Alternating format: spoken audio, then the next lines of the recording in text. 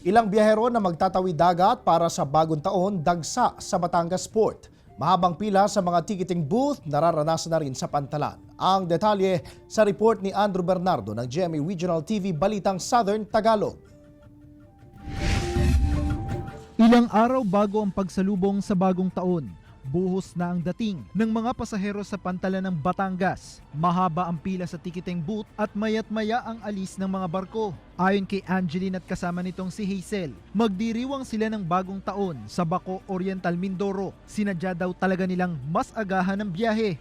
Maka po kami may stranded eh. Mahirap po, may kasama kasing bata. Kung iwas sa delay ng biyahe ang dahilan ng ilan, makaiwas naman sa siksikan ang gusto ng biyaherong si Emma at Charmy, kaya maagang bumiyahe. Para mas lalong siksikan yon. Sobrang dami na ang tao nun. Mahirap makipagsiksikan sa tao. May naabutan pa naman akong maagang yung pang 11. Wala pang masyadong pila kanina pero ngayon yung siksikan na dun ulit. Ayon sa Batangas Port Management, mainam ito para hindi nagaanong punuan sa Pantalan sa bisperas ng bagong taon. Nauna nang sinabi ng General Manager ng Philippine Ports Authority na may delay sa biyahe dahil kulang ang bilang ng barkong lumalayag sa Batangas Port. Solusyong nakikita ng PPA.